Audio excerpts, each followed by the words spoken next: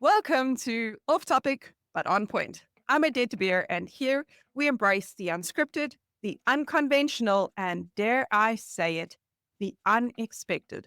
Because sometimes the best breakthroughs happen when you go off topic. Each episode, we dive into business, leadership, and life, exploring the moments that challenge us, shape us, and push us forward. So, whether we're tackling entrepreneurship, collaboration, mindset, or even navigating resistance, one thing's for sure, we'll always bring it back to what matters.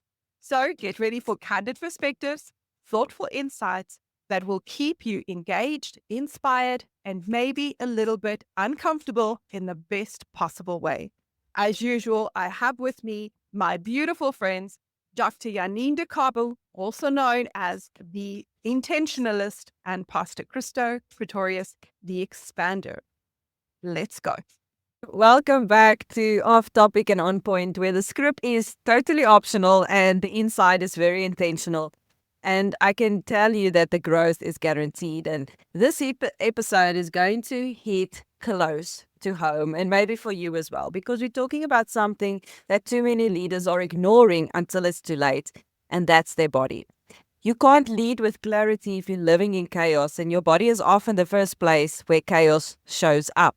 So, we're going today to look at the power of our physical strength, and not as a I want to look pretty or strong kind of way or an aesthetic way, but for mental resilience, for our emotional regulation, as well as sustainable leadership. These things are important and much needed. So, I'm asking the real question today. Can you really lead others if you're not leading yourself properly or physically? So let's talk about the connection between our physical discipline and then high performance leadership.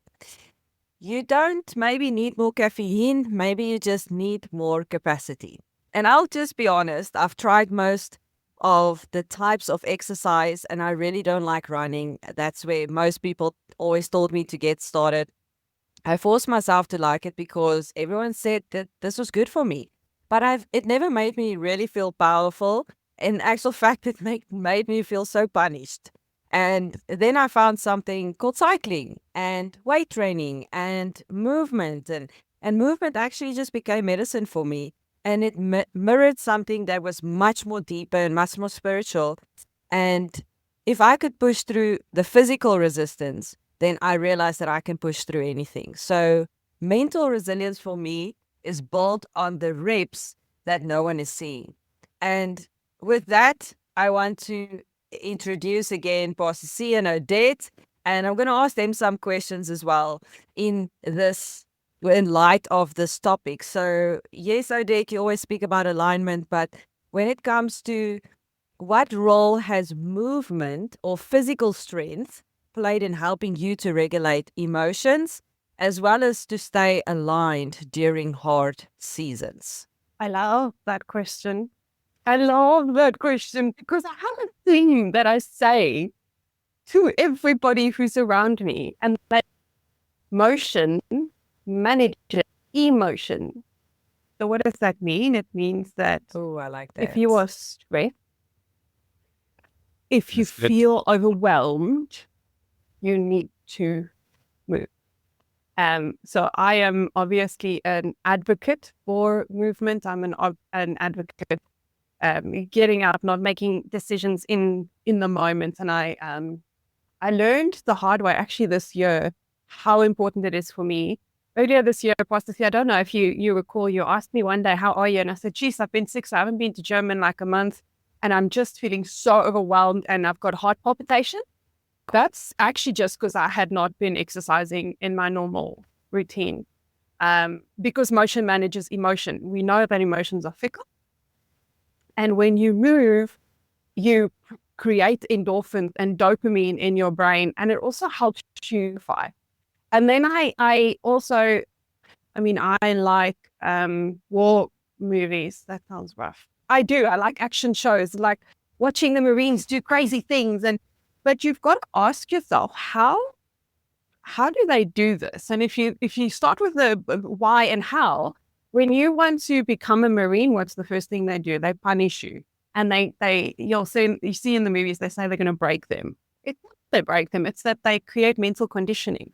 And there's a thing that Marines and soldiers do. It's called ruck something. It's called a ruck. And a ruck is when you put a heavy weight on your back and you walk with it for long periods of time. And for me, that's exactly what exercise is and how it aligns to business.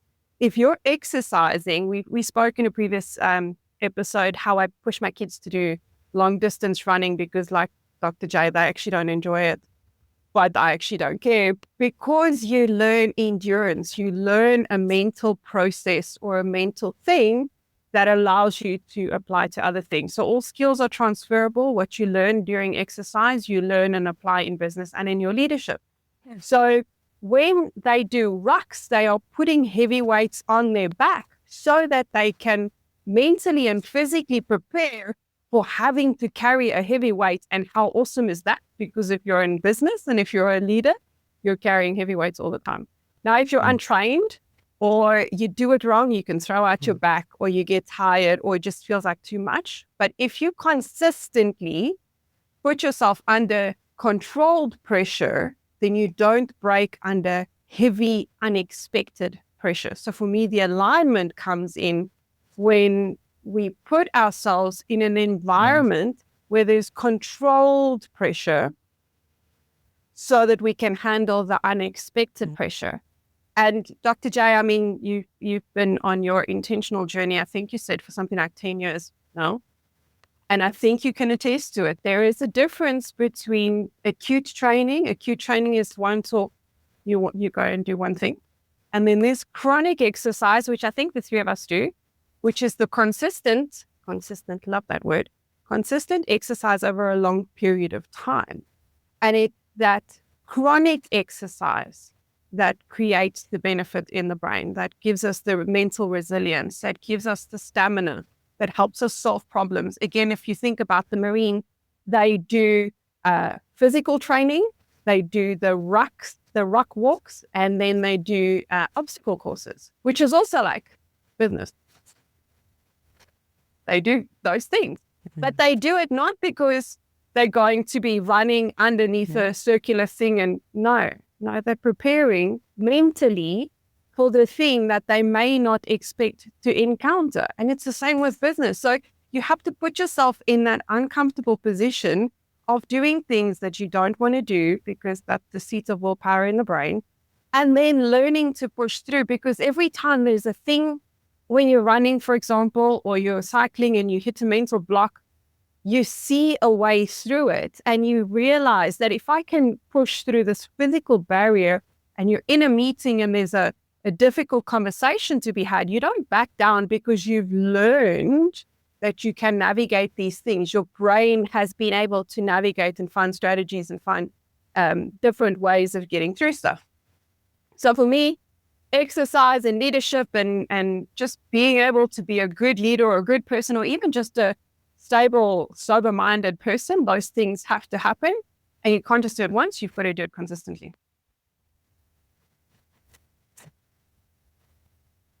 I agree with you. I like what you say, chronic exercise. And what you said with chronic exercise is the fact that it's slow over a long period of time, and that's when it works. So we should actually be operating in chronic business mode as well, because I see so many people building so fast without foundation. There's no chronic in that. There's no long-term in that. And as quickly as that business built up, that's how quickly it falls, because the word you also use is consistency. There's no consistency in that. And we are all godly entrepreneurs and kingdom entrepreneurs. And with that, I love Proverbs, and Proverbs 10 and 11 and 12 speaks a lot about fleeting riches. And I think if we can apply the chronic principle to our business and running our businesses, we will have long, stable, and successful, but also wealthy businesses. But yeah, exercise has got so much to do with business. And the thing that I realized to practically crack the code for me on exercise was do what you like. Do what you enjoy. There's so many forms to do it. You don't have to go to gym to exercise. You don't have to lift weights to think you've done. You don't have to run. You don't have to cycle. But what do you want to do? Maybe for you, it is just walking around the block. I'm telling you now, you start enjoying it because it's something you enjoy. Maybe it's on a Saturday just going for the walk, or we have beautiful places in Joburg, and I'm sure you have the same in Australia, where you can just go for a walk on a Saturday. Maybe it's a hike, but choose something that you like and that you enjoy and that you can do with other people. That's what helped me to really get started again. And I want to say again, because I think as a child, even I was very active. I loved sports, and I can't even say that life happened. It was just the phases that I went through. Then I went to university. I think exercise. I was always doing sport, but I was always active and I was always moving. But exercise was the furthest thing from my mind. And that's maybe what I want to teach you this morning is it doesn't have to be exercise. Make it movement. The word is move, do something. And that is related back into my life. And when I had the kids and then eventually the twins, after the twins, I was like, man, okay, this is all done. Now it's my turn for my body again. My body is mine. Here we go. And that's where the journey started. You're right, Odette. It's about 11 years that I made that decision. I'm like consistently. That doesn't mean that I'm up every day, 5 o'clock, going to the gym, clocking in, clocking out. That is not realistic for my lifestyle. But I can do 2, 3, sometimes 4, sometimes even 5. I don't put pressure, but there's one thing is that it's winter and summer. There's no stop. It doesn't matter if it's cold, if wet, it's rain. I don't make that decision. The decision is made the night before. The clothes is out the night before. In the morning when I get up, I don't think about it. It wasn't a debate. It's not a question. The decision is already made. You get up and you need to do what you need to do. So that goes right back to business. So Pastor C, you always speak about capacity, and what have your physical disciplines helped you? Basically what we said now as well, to stretch mentally and spiritually during intense seasons of your life and leadership.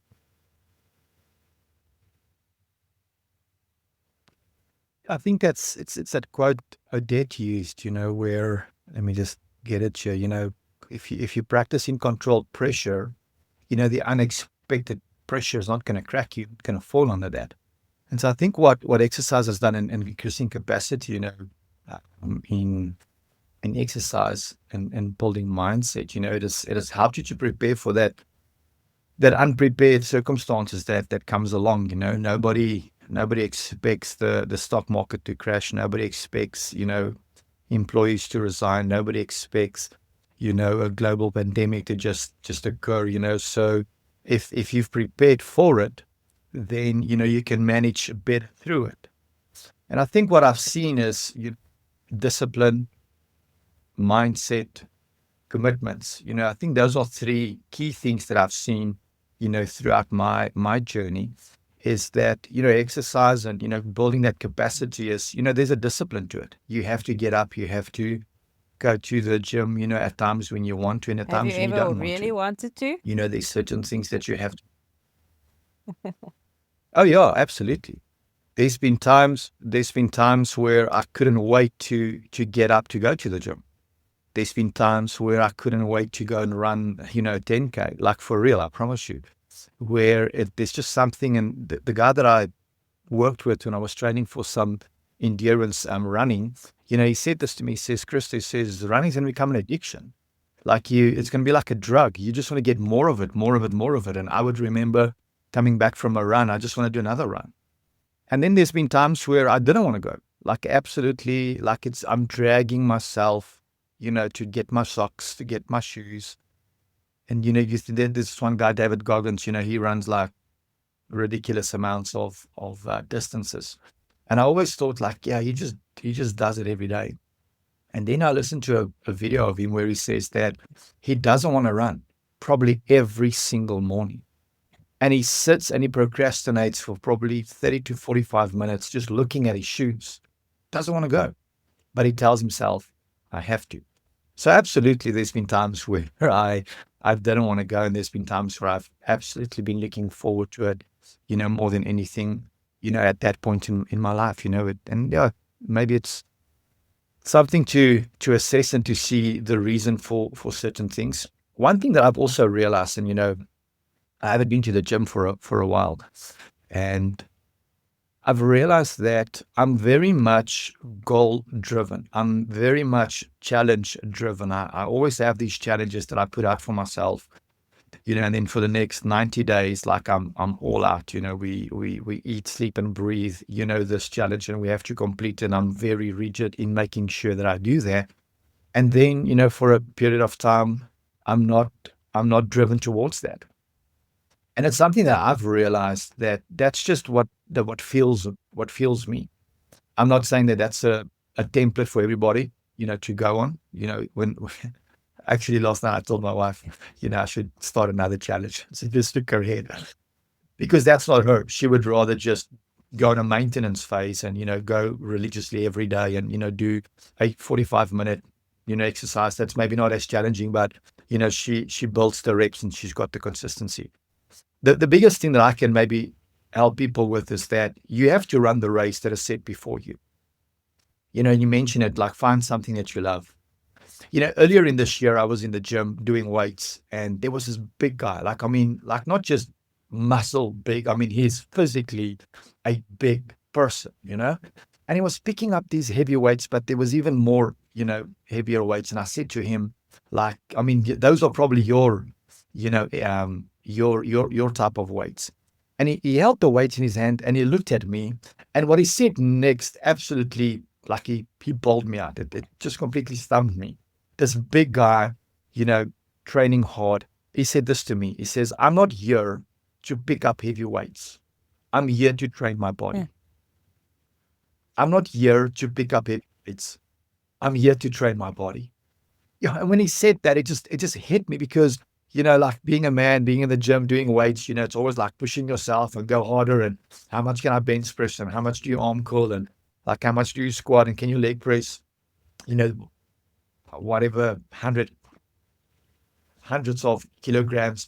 And when he said that, I realized it's all about your goal, your motivation, the purpose you have, and run the race that is set before you. Paul writes, I actually want to read that scripture in Hebrews 12. He says the following in Hebrews 12, verse number 2, or the B part of verse number 1. He says, run with endurance the race that is set before you, looking unto Jesus, the author and the finisher of our faith, who for the joy that was set before him endured the cross. Think about that. For the joy that was set before him endured the cross. So how is it that you can do strenuous exercises and enjoy it? It's because you understand it's part of your purpose. It's part of what. And so in building that capacity, something that is even more prevalent that I've realized is I am motivated in different things. I've never been a gym person in the sense of that's what I do. That's like my thing. Every single day I have to go to the gym. It's not.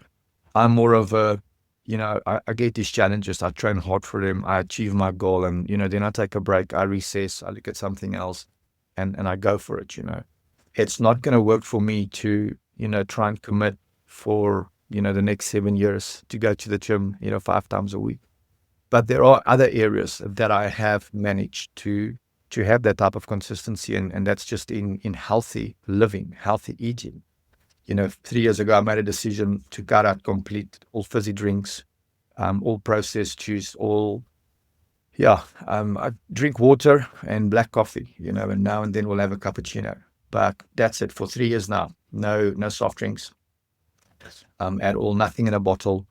If it's not freshly squeezed juice, on site, I'll just have a glass of water. And that's something I've been doing consistently. We eating clean and healthy, consistently. When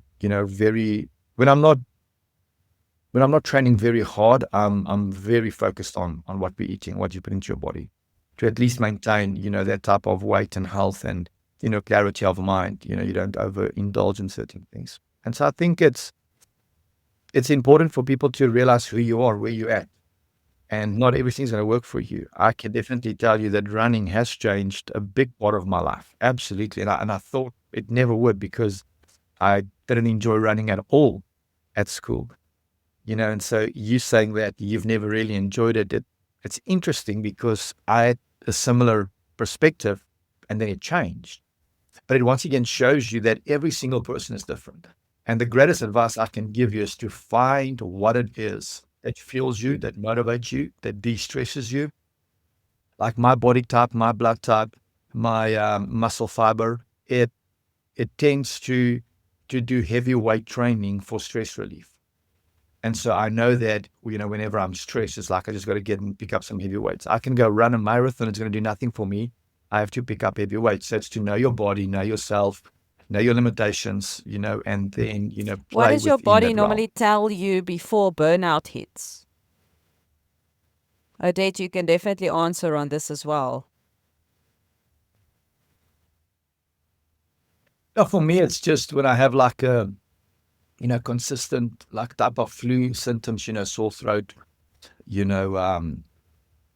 runny nose, those type of things for me is like a good indication, like, okay, my body, I need to get to exercise, or I just need to slow down a bit, check what I'm doing, And then another big trigger for me is what's the right word? Is it reflux, or is it just my stomach acid? I can just feel like this stress feeling. That's maybe the best way to explain it. Like the stress feeling within my stomach. I'm feeling like waking up, and I'm telling my wife, like, it feels like I'm stressing about something, but there's nothing happening. Like I can't put my finger on it. And when that persists for like more than a day or 2, 3 days, then I know, okay, great. There's something going on inside of me that I'm not aware of. And so, once again, then we need to get reassess it and out. we realign. I think I felt like that on Friday. I was like, I know something's not right. I'm extremely tired. I have been doing the stuff that I need to do, but I'm not feeling better. And I was like, Saturday, I'm going to the gym. And everybody was like, what's wrong with you? And I'm like, I just want to go sauna. I just want to get whatever out. I want to run till I can't run anymore. I want to lift till I can't lift anymore. And then I want to go sit in that sauna and until there's almost nothing left. And then when I get back, let's see if anything's changed. And I was like, man, that was the best decision I made this entire week, or that entire week. It's like you were saying, the flu-y symptoms, all that stuff, the extreme exhaustion. I was like asking myself, is this burnout? I mean, you speak about this, you do all the stuff, like, why are you on the edge here? What's happening? And maybe it was, maybe it wasn't. But what matters more for me is that I recognized it and I did something about it. And now I'm not this week. I don't go into the place of, oh man, I'm so tired. You know what? I can't do gym today. I just honestly don't allow myself to do that. There's certain excuses I just don't accept. Not only for me, for my family as well. They know. There's certain things like, oh guys, sorry. Oh, sorry, it wasn't a suggestion.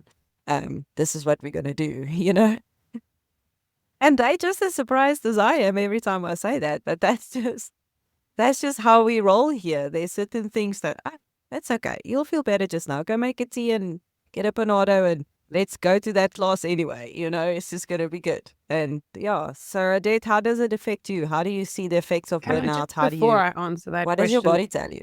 Pastor C, while you were talking, rewind. And Jesus looked through the cross and saw the joy set before him. He looked through, he saw the cross, didn't pay attention to it, paid attention to the joy after the cross, Sure. and therefore endured the cross. So he saw the joy, he didn't see the cross. Yeah. And the same, if we had to translate it back to the exercise principle, people don't exercise because it's hard, because, I don't know, they stiffed, they sore, whatever, insert whatever your excuse is why you're not exercising. But if you look past it at what's on the other end of it, you'll push through it. Because on the other end of it is dopamine in your brain, is a stronger body to carry your purpose. Like, one of the things I've realized is that we all have a responsibility. And when exercise is not something you have to do, it's something you get to do. And that's a mind shift. But actually, it's your responsibility. If you believe that you are here for purpose, on purpose, and that God set before you whatever this thing is, the joy that's set before you, what that looks like for you, then it's your responsibility to get there. Realistically, you cannot get there if you don't service the asset that needs to get you there. The asset or vehicle is your body. And servicing it requires paying attention to what you eat, moving, drinking lots of water, insert the things you need to do to get you there. If our responsibility is to fulfill our purpose, then it also is our responsibility to look after the vehicle or the asset that gets you there. Otherwise, you will stop short and you won't finish. And then you've sinned, actually, because sin is missing the mark. So then you've sinned. You didn't have to go smoking to sin. You didn't have to go drinking to sin. You sinned because you fell short, because you didn't take responsibility of the one thing. You had one job. We've had that conversation as well. In terms of the question, what does my body tell me? Like you experience fatigue. I'll feel like I'm tired. When I'm stressed or burned out, I carry tension in my back, in my shoulders, and I know immediately when that happens.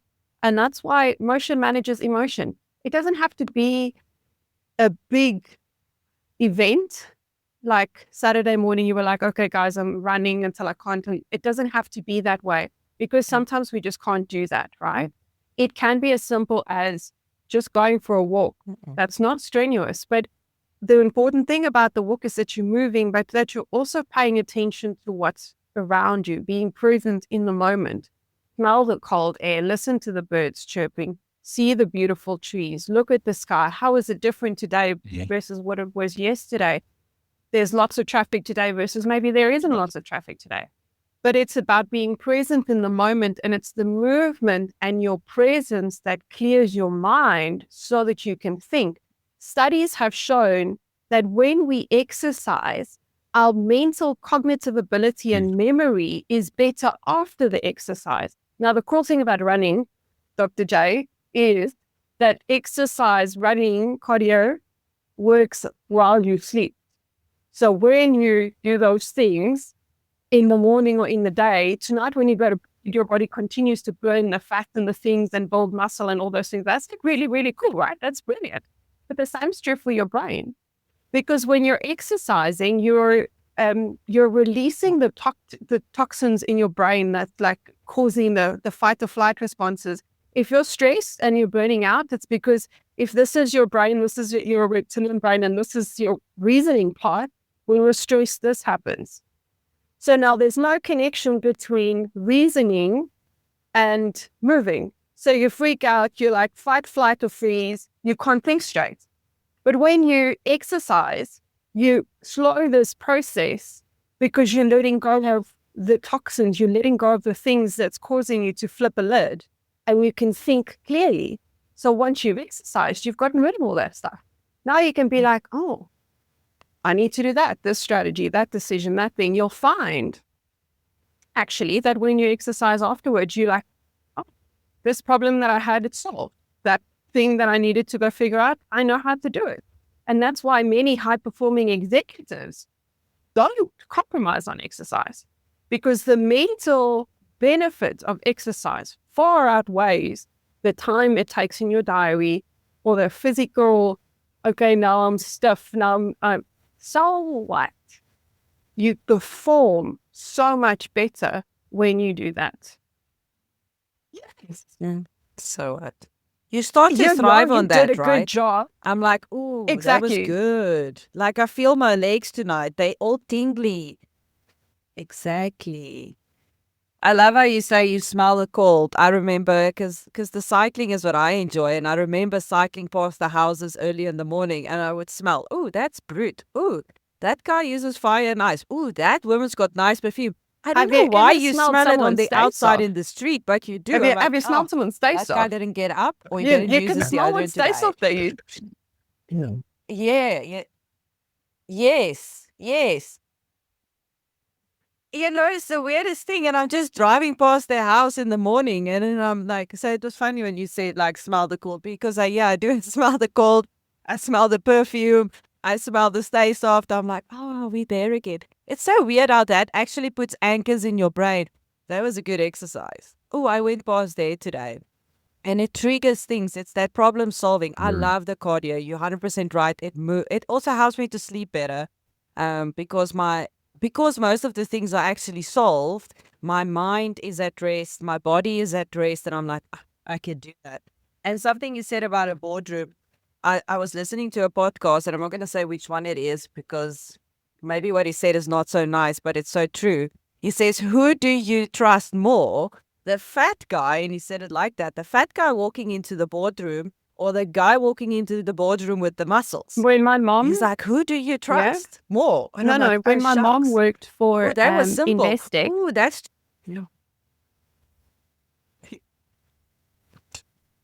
Interesting perspective. I'm just reminded of was it Patrick Bet David? One of these podcast guys. They were speaking about Jeff Bezos on his yacht, and he's ripped, he's cut, he's tanned.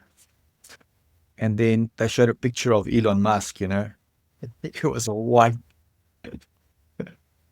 But he made the statement, he says, if you're a shareholder of the company, which one do you want to be the CEO?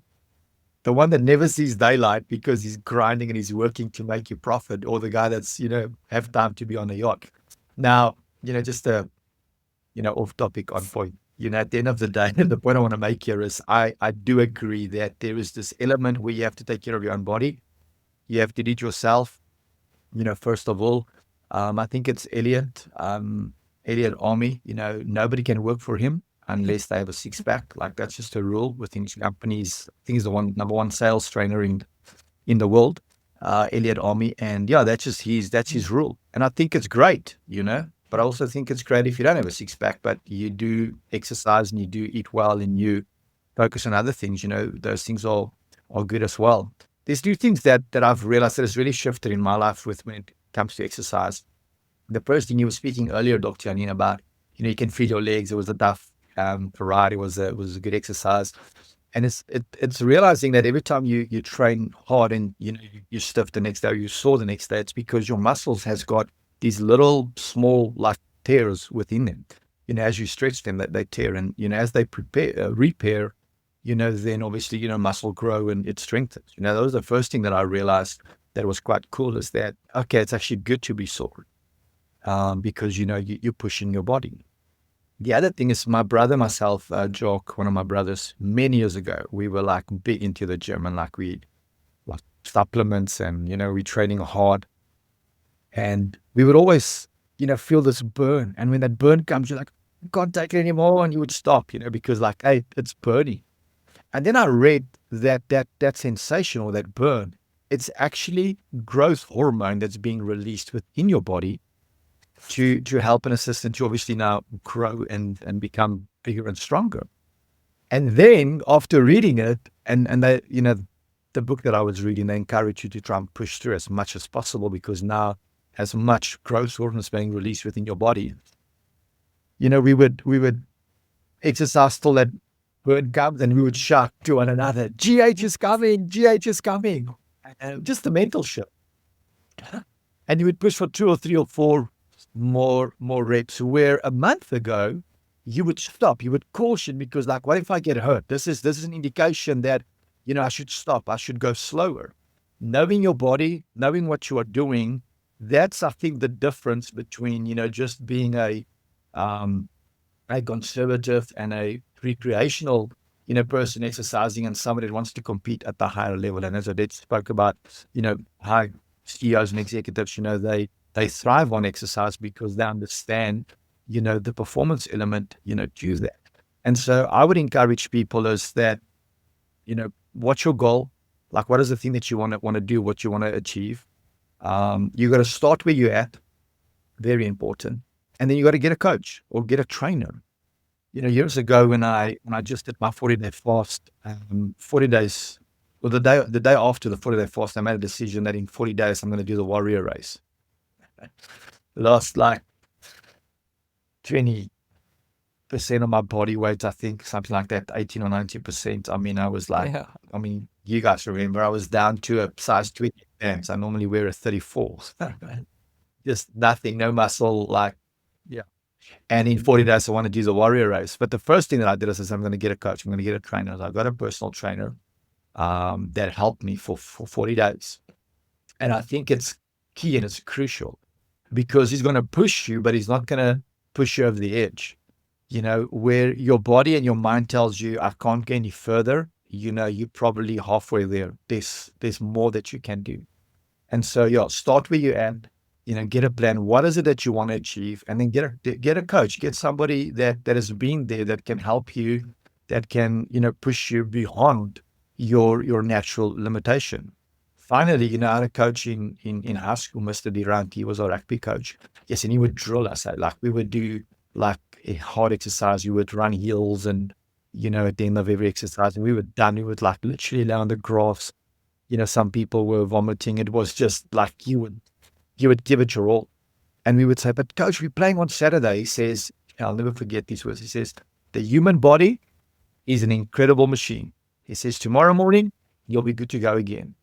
And as true as the sun is shining every morning, the next day, you got energy again. You can go, and your body's an incredible machine. If you can learn how to use it and listen to it and push it, man, you'll be a high performer. I was Absolutely. on the weekend, my son had a friend here, and they're only 11.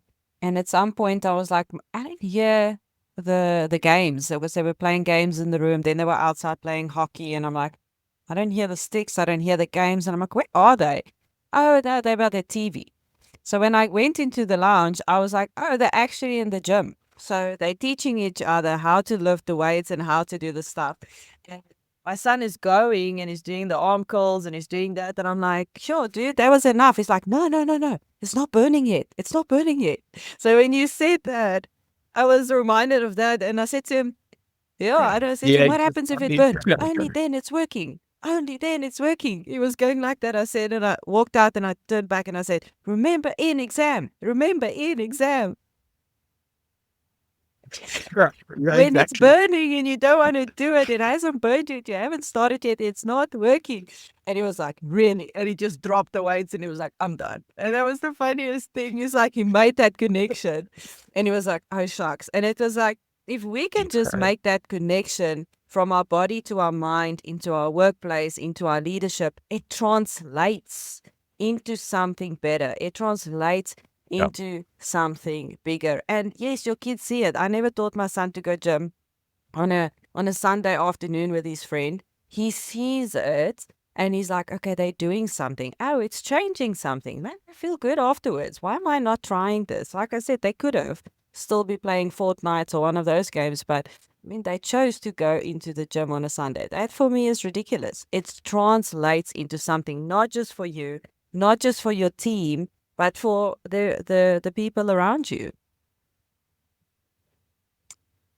Odette, how does your workout routine, I'm not sure exactly what you do. I think you are somebody that does cardio and weights mixed, right? How does that routine mirror the way you make decisions or then solve problems? Right. And I like variety. So variety in exercise, variety in food, variety in how we solve things. How I did one thing doesn't mean that I do all things like that. Pastor C, I remember you saying once, someone said how you do one thing is how you do everything. And that's actually not true. And I thought about it and I was like, he's right. Because actually, I don't always solve one problem the same way because there are multiple ways. And also, I like rhythm. I speak about rhythm a lot. There has to be, for me at least, there has to be a rhythm. Why does there need to be a rhythm? Because rhythms create grooves. Your brain, like life is created around rhythms and grooves. If you think about your brain and the neurons, the connections happen when it happens consistently so that you shortcut the process, right? So there's a rhythm in exercise. There's a rhythm in business.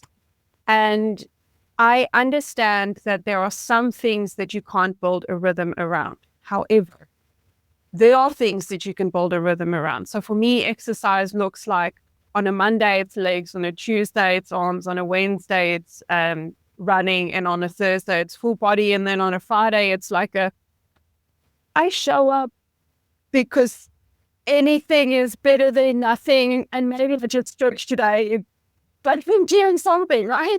Because we have to, I believe in consistency. But consistency doesn't mean that I have to go and push weight and stuff every single day. Consistency means that I show up and that I move. And the same is true for my business. In terms of business, there's got to be a rhythm. If you have to start the whole time, it takes more time to get going every single time. Whereas if you've got a rhythm of selling systems, or you've got a rhythm of meeting with your team to build culture, or you've got a rhythm of connecting with people, then it happens almost automatically. Automatically implies that you didn't think of it. Rhythm implies that you thought about it, you've put the structures in place, and it's happening. So I'm not on autopilot, but I have put the structures around me so that it happens. Like you said, Dr. J, I do exactly the same thing. My clothes are in the bathroom the night before. So tomorrow morning, I wake up in the dark and I put on my clothes, sometimes in the dark, which sometimes mean that you get to gym and you've got a tag because you've got your shirt on. No, Chris. Well, the kids go up like 6 in the morning. Nobody. It's fine because I've got a rhythm, right? I walk out the door and before I can even tell myself that I'm tired or that I don't feel like it, I'm already at the gym, walking on the treadmill, getting ready for the next thing. And that's the same with business. If you create a rhythm in your business, you create a rhythm in your team that allows for variety, right? And I understand that this is not the same for everyone. I understand that I am quite unique in that I seek out variety. All my jobs I've ever had in my entire life in corporate has been jobs that does this. It's not that I can't do this. This is not me. This is. Little bit here, a little bit there, a little bit there. Mondays are different to Tuesdays. Wednesdays are different to Thursdays. They're different, but they have a rhythm. And the rhythm is, let's plan for the day. What's the planning for the day? What's the planning for the week? What's the outcome? What's the this? What's the that? And then we fall into that rhythm of building culture, of connecting with people, of showing up when it's hard, of having conversations. It's about the rhythm and the variety for me. To answer your question.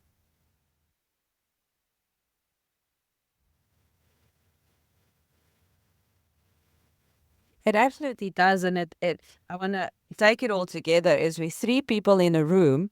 We all do it differently. We all do it at different times, at different rhythms, in different paces, in different sets, and different weights, but we are doing it.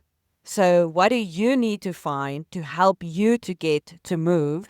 And I just couldn't let us leave without an acronym today. So I made one for MOVE, get to move. And it's so funny what you were saying because I thought about it during the week and now what we're saying is exactly it. So if we move, we have to make it joyful. So the M is make it joyful. You have to enjoy what you are doing. And enjoy it even if it's hard. Even if it's hard, just enjoy it. Does it challenge you without crushing you? But enjoy it, you know. You will leave clearer. You will not just leave sweatier. You will leave clearer too. So move and make it joyful. The O is for own your rhythm, Odette. You have to own your rhythm. I remember when I started running, like I said, I really didn't enjoy it. My sister-in-law loves running. She's really good at it, actually. She runs on the farm, there in the hills of Nelspruit, and it's so beautiful.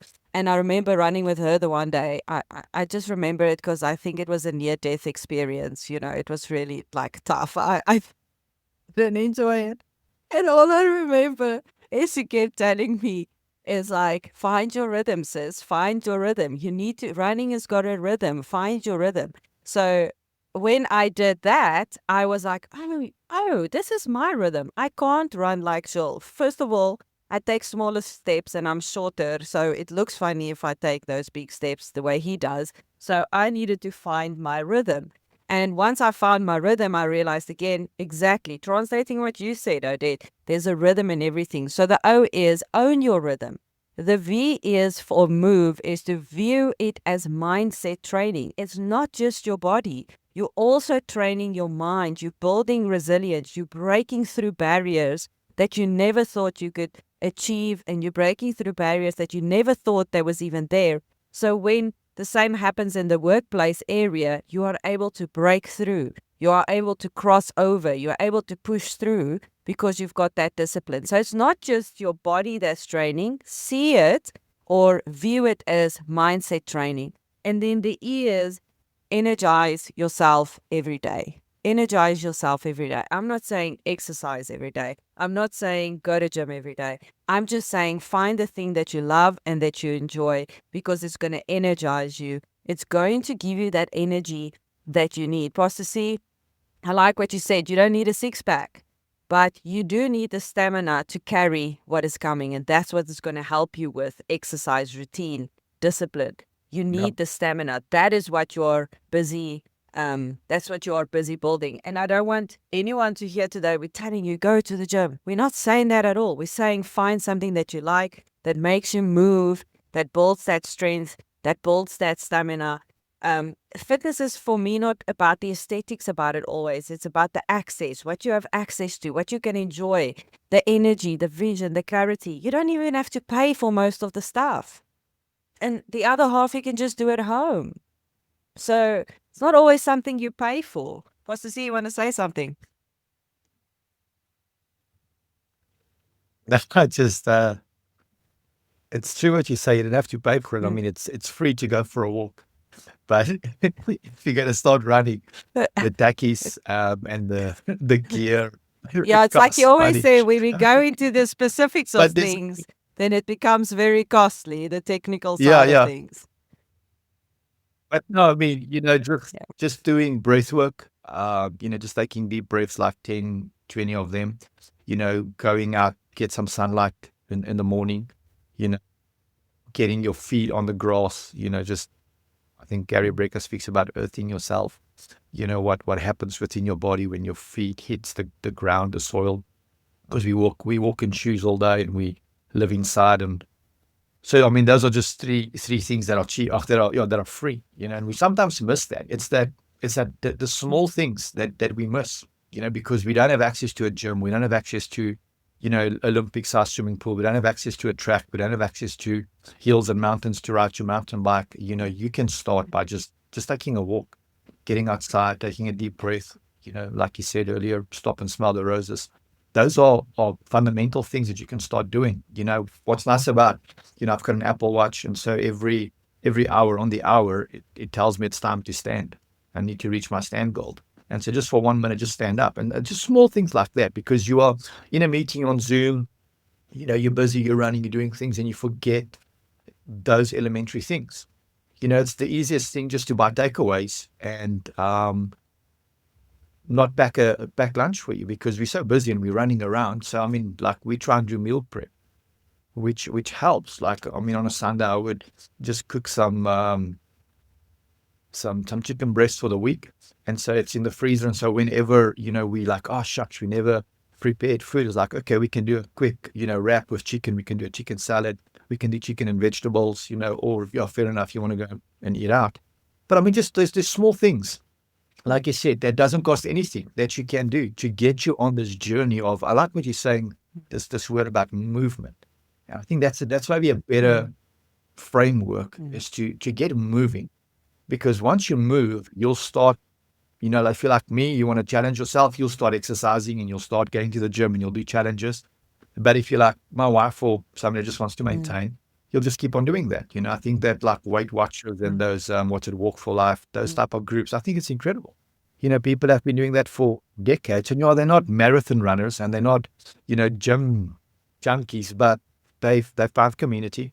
Yeah. They live healthy or healthier. And I think great. And most Find of the the things people that are are stuck free. on, I can't afford it, I can't go to gym, I can't get a trainer. And it's like, that's your barrier you have to overcome. You can go and walk, you can get an accountability partner, get a friend that's just going to do it with you. It's not going to cost you anything but your time and your attention and discipline that's going to go with that. And let's leave our listeners with one powerful question. Instead of a statement today, but a powerful question that they can reflect on this week when it comes to movement. And for me, it would be where in your body have you abandoned strength? And what's the small act that you can take this week to take back the strength that you've lost? Where have you abandoned strength maybe it's in your body. Maybe you realize, oh gosh, actually, it's not my body, it's my mind, it's my thinking. Where have you abandoned strength in your life? Where is stress taken over? And what is one thing that you can do this week to take back that in your life? I think it's a great question. Mine would probably continue on the latter end of yours about mind. It's like, what can you do to declutter your mind or your thinking? What can you do to declutter your mind I have and your a thinking? a What can you threefold, focus on? twofold. Because where I'm the attention cheating goes, the power flows. because I can. Question. The first is, if you can't keep the promises you make to yourself, like moving your body daily. Moving your body daily, I didn't say go to gym. Why should anyone trust you to keep your promises to them? And the second question is, when was the last time you deliberately put yourself under controlled stress, whether it be physical or mental, just to build the capacity for real pressure of life and business?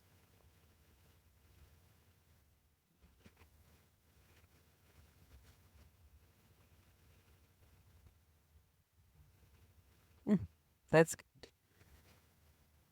You don't become Like strong by accident.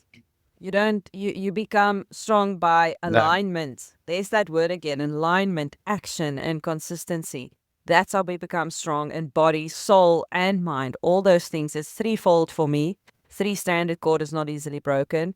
So it's threefold for me. Your body isn't just carrying life, it's also carrying purpose. And you were speaking earlier, Odette, and let me close with that if you're going on a journey and you have the suit, this is our transport. Would you want to go there in a Lamborghini or an entry-level car? It's simple answer for me is like, I need to build this transport system so that it can operate like a Lamborghini and not an entry-level car. And I'm going to treat my body and my mind and my soul like that because I am on this journey and I need to get there fast. I need to get there strong and in good condition. So you don't need more tips. You need more truth. There were so many truth bombs that was left here on the table today. Use them, make them your own.